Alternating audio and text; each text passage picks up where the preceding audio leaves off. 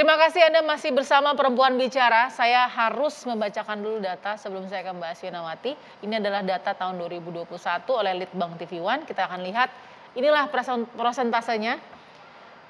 Persentase perempuan mengalami pelecehan 13 kali lebih besar daripada laki-laki di ruang publik. 64% dari hampir 40.000 perempuan. 11% dari hampir 25.000 laki-laki.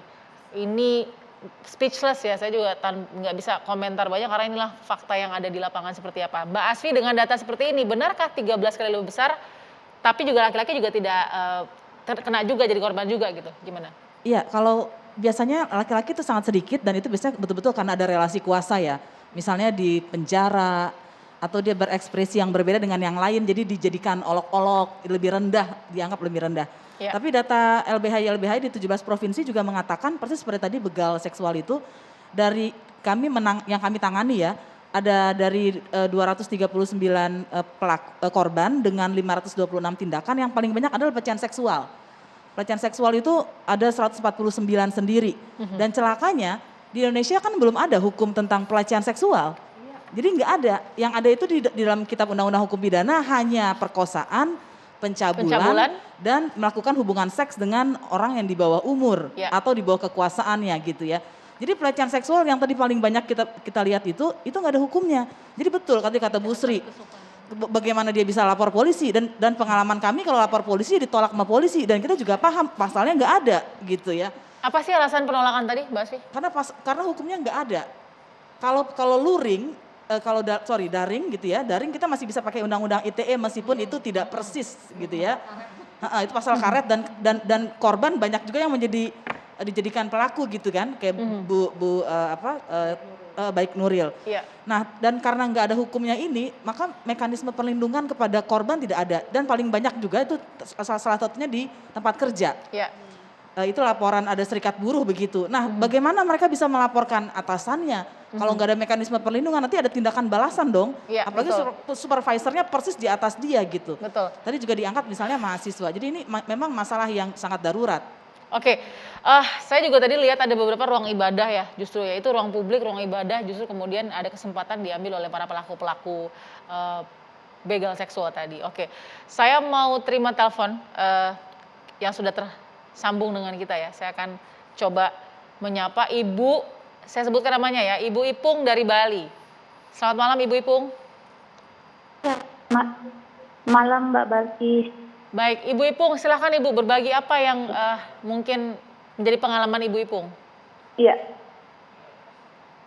mungkin ini baru seumur hidup saya harus menahan hampir sekitar puluhan tahun. Saya baru bisa mengungkap ini. Karena selain saya sendiri mengalami juga teman pas saya naik motor, sama juga asisten rumah tangga saya. Saya sendiri mengalami pada saat saya naik satu buah angkutan umum, saya duduk di belakang sebelahnya supir, pas di belakangnya supir itu ada seorang penumpang laki-laki, tiba-tiba mengeluarkan kelaminnya dan langsung sampai. Jujur saya tidak bisa menjelaskan lagi, intinya sampai itu saya langsung bilang sama supir, stop Pak, saya mau turun. Akhirnya saya turun situ, saya lama menenangkan diri sampai saya baru melanjutkan lagi mengambil angkutan yang baru. Terus yang kedua saya mengalami pas depan rumah saya. Nah, pas saya keluar dari depan pintu rumah gerbang saya, pas di depan saya ada tiang listrik. Ada muncul lagi seorang laki-laki mengeluarkan kelamin dia dan melakukan seorang seperti orang onani sampai saya langsung berlari. Itu lama sekali saya tidak pernah bercerita kepada siapapun. Sampai sekarang saya baru berani bercerita. Nah, selang berapa lama lagi saya lagi menumpang membonceng teman saya perempuan, ada yang membegal payudaranya. Saya kejar orang itu sampai saya buka helm saya dan saya pukul kepalanya laki-laki itu. Terus terakhir beberapa 1 bulan yang lalu asisten rumah tangga saya di depan dia juga mengeluarkan alat kelamin sambil melirik kanan kiri dan langsung dengan enaknya dia melakukan onani itu. Jadi hal-hal ini justru tidak mungkin orang bisa bicara gitu loh Mbak. Ibu, ini kita pertama prihatin ya Bu ya, sudah mau berbagi di Perempuan Bicara, terima kasih telepon secara langsung. Ini 4 kali berarti ya Ibu seumur hidup ya mengalami pelecehan seksual ya? Iya. benar, sudah menahan benar. bertahun-tahun ya, Ibu tidak berbagi atau melapor bahkan. Begitu ya, Bu ya? Tidak berani berbagi, tidak berani bicara sama siapapun. Oke. Pertanyaannya kenapa Bu tidak berani dan apa yang Ibu lakukan setelahnya? Ya, sa- saya paham hukum bahwa undang-undang payung hukum untuk melindungi kami sebagai perempuan untuk hal-hal seperti itu tidak ada. Kecuali kita disetubuhi, diperkosa, baru itu ada payung hukumnya. Tetapi untuk hal ini tentu tidak sulit, tentu tidak gampang kita memberikan bukti kepada kepolisian, apalagi tidak ada CCTV dan kita tidak tahu orangnya siapa yang akan kita lapori. Paling jika andai kata pun saya lapor polisi, paling juga akan menjadi laporan yang tidak akan ada manfaatnya juga buat kami gitu loh. Hanya mungkin malu aja yang akan kita dapatkan, itulah alasan. Tapi Baik. apa yang saya lakukan akhirnya saya menjadi seorang aktivis hanya untuk seperti itu gitu loh, Mbak. Oke, jadi trauma Ibu sendiri sudah ada waktu belum untuk Ibu juga sembuh dari trauma Ibu atau sampai sekarang pun masih ada terasa begitu traumanya?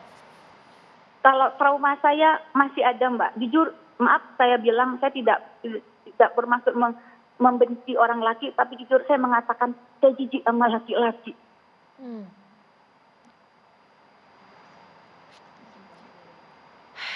Iya, Bu.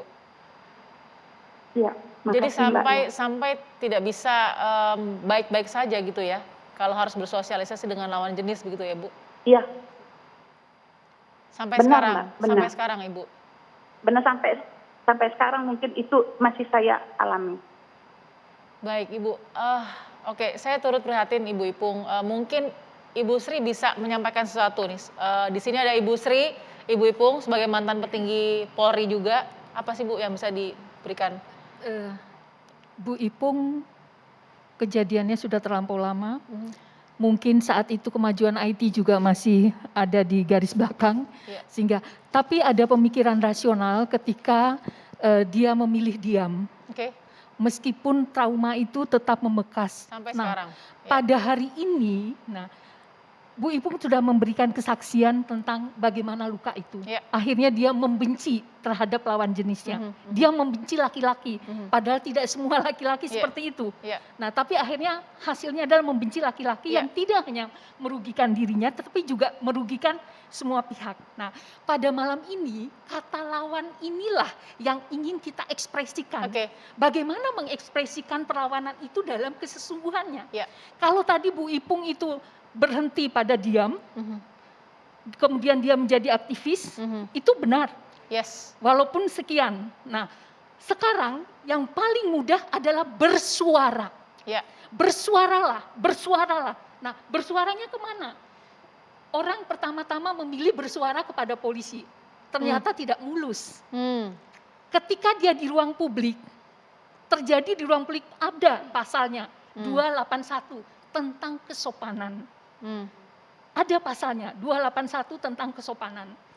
Seperti yang ditayangkan tadi itu Iya. ada pasalnya 281. Nah, problemnya adalah pada pembuktian. Tapi hari ini kalau seperti itu pembuktiannya telat banget. Iya. Nah, yang ingin saya katakan, ketika Anda bersuara, jalurnya apa saja, hampir semua kita punya sosmed. Ya. Facebook, Twitter, Instagram. Ya. Anda berani berbicara di situ, saya pastikan polisi yang memiliki wilayah di mana TKP ada akan turun. Oke. Saya berani mengatakan itu. Baik. Akan turun melakukan penyelidikan. Baik. Setidak-tidaknya mereka akan berbicara kepada penguasa daerah. Baik. Di tempat itu tidak di-cover oleh CCTV. Ya. Tolong Pak Lurah kan sekarang ada dana desa. Ya. Di sana pasang CCTV, ini ada kejadian ini buktinya. Baik. Nah, tindakan hukum nanti tunggu korban melapor. Paling tidak Artinya bagi korban bersuaralah meskipun ke tempat yang paling dekat begitu ya. Ya, apapun bentuknya. Oke, baik. Bersuara di media sosial, dia apapun. Ya, itu bisa ditempuh. Terima kasih Ibu Sri. Saya mau ke Mbak Zoya. Mbak Zoya trauma bertahun-tahun bahkan sampai membenci lawan jenis. Tadi Ibu Ipung mungkin mewakili ribuan perempuan yang ada di Indonesia menjadi korban. Ini benar nggak sampai seperti itu? Iya, yang dialami oleh Ibu Ipung juga dialami oleh banyak perempuan. Jadi bukan hanya perempuan, tapi siapa saja yang mengalami pelecehan seksual ya. Jadi pertama-tama biasanya ketika mengalami pelecehan seksual ada rasa bersalah gitu ya, seolah-olah ada sesuatu yang saya lakukan, sesuatu yang saya pakai gitu ya. Ada ya biasalah gitu, salah satunya juga memang budaya patriarki juga gitu ya. Tapi ada kepercayaan bahwa ada sesuatu yang saya lakukan yang menarik hal itu, apalagi terjadinya sampai berkali-kali. Kalau boleh saya sarankan kepada Ibu Ipung ya. Mudah-mudahan Ibu Ipung masih bisa mendengar ya Mbak Zoya. Mintalah bantuan ya, konseling, karena bagaimanapun juga Anda terpapar berkali-kali gitu ya. Jadi ketika sekali Anda terpapar, Anda mengalami trauma, lalu terjadilah post traumatic stress disorder. Ya, Anda terpapar pada hal yang membuat Anda shock gitu ya. Kejadian yang membuat Anda sebenarnya overwhelmed gitu secara emosi, itu Anda harus meminta bantuan. Apalagi sudah berulang berkali-kali, dan kalau sampai Anda ketakutan melihat lawan jenis, ya itu bisa terjadi seperti itu. Dan bagi siapa saja yang pernah mengalami pelecehan seksual, lalu mengalami yang disebut sebagai tonic immobility, di mana ketidakmampuan Anda untuk melakukan apapun.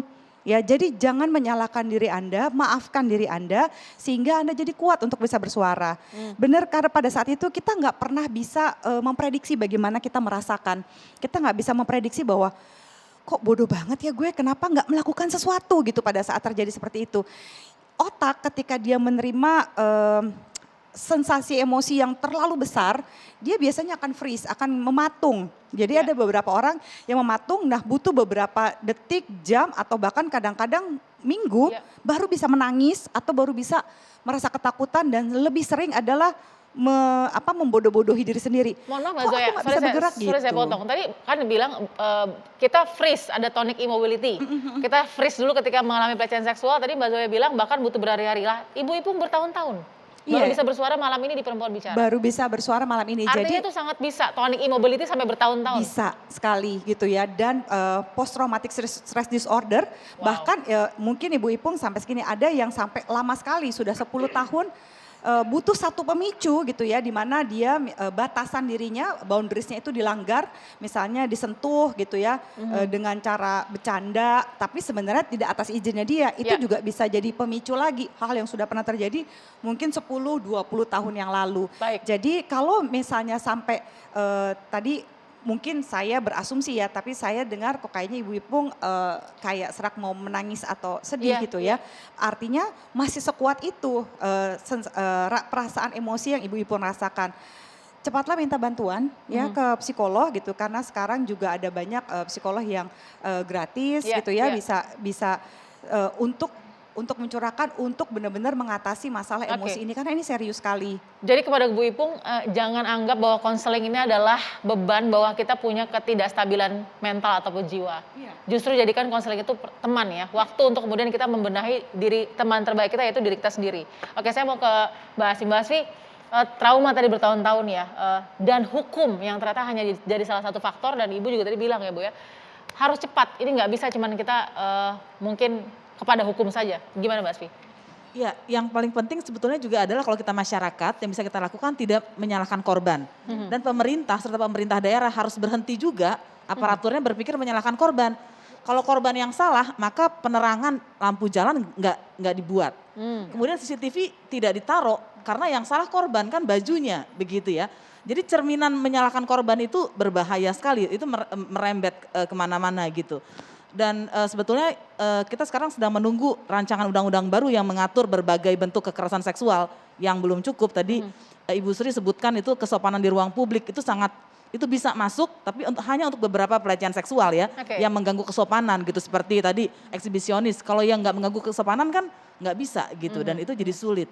Wow, dan bentuk pelecehan seksual banyak sekali ya Mbak Asfi ya? Betul, dia bisa non fisik, bisa fisik, bisa melalui digital sekarang, dan sekarang sejak pandemi semakin banyak pengaduan-pengaduan di berbagai lembaga termasuk di LBH-LBHI, pelecehan seksualnya, kekerasan seksualnya melalui jaringan. Oke, saya akan ke Mbak Devi, saya mau tanya apakah edukasi tentang pelecehan seksual sudah dimengerti semua stakeholders, atau dalam hal ini baik aparatnya juga tahu, oh pelecehan seksual ini, karena mohon maaf nih banyak sekali begitu ya kasus-kasus yang bahkan justru harusnya melindungi malah kemudian ikut jadi bagian membebani korban pelecehan seksual. Sesaat lagi tetap di Perempuan Bicara.